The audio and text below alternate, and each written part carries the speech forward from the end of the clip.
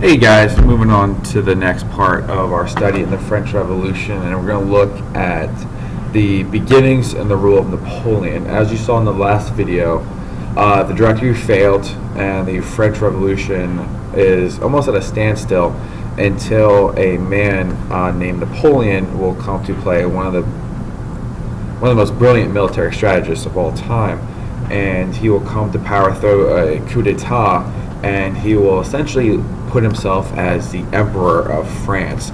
So essentially, we go from France will go from having a king that they couldn't stand to the Reign of Terror, and they will come back to having a ruler or a dictator. And the question that we're going to answer with this video is, how does Napoleon rise to power in France? And as you can see with the picture, it's one of his most famous portraits of all time. Just some little bit background information on Napoleon. Born in Corsica in 1769, it's just an island down in the Mediterranean by Spain.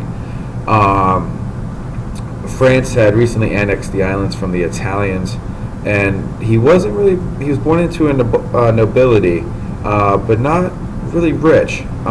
His family was noble, but they weren't of really any kind of significance.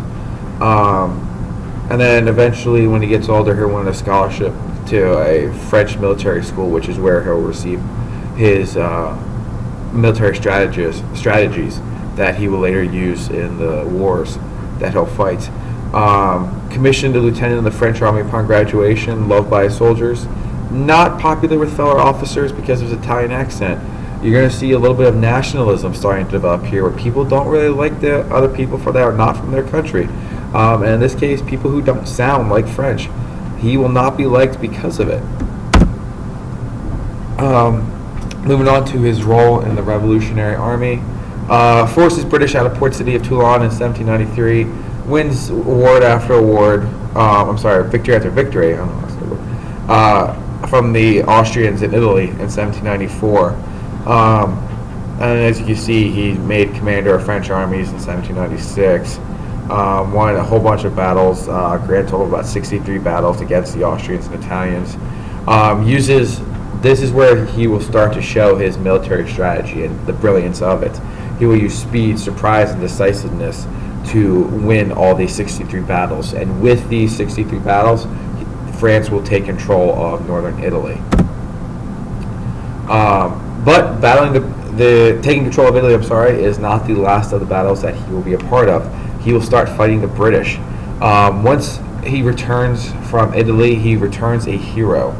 And he's given command of an army that is going to try and invade England. However, Napoleon was smart enough to realize that his invasion would not work. So, rather than directly invading England, he's going to suggest, why don't we do an indirect route and instead attack Egypt, which was under control of the English at the time. Egypt is en route to India and Asia, a major source of British wealth. It's like it's a stop on the way. And he decides to take civilians to catalog Egyptian antiquities.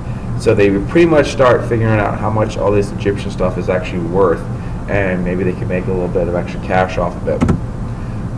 Fleeing Egypt, it's a good idea, but unfortunately the British Navy destroys the French fleet at the battle in 1798, and unfortunately that leaves the ground forces without support, since there's nobody to give them reinforcement or to bombard the British fleet to help defend the ground troops. Napoleon will eventually slip out of Egypt undetected.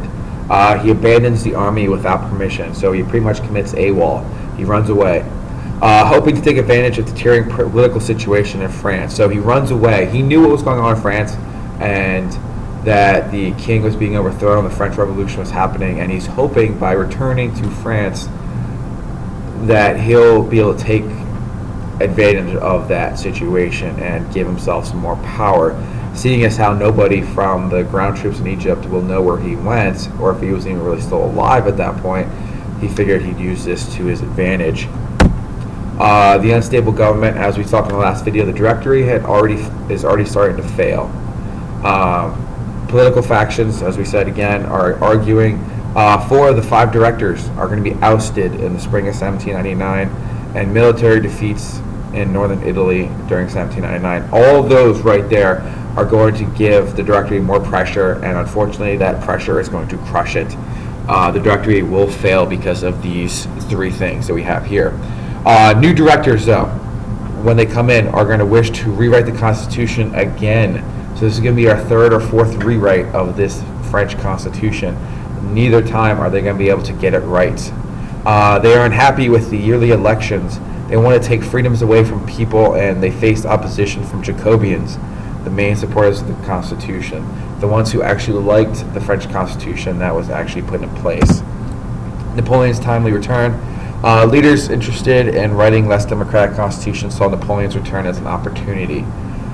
People who wanted to take freedom away from the citizens of France could use Napoleon to make that happen, because he was still seen as a French hero. Nobody knew about him fleeing the army or committing AWOL. Conspirators felt military support crucial to success, so they knew Napoleon was in charge of the military.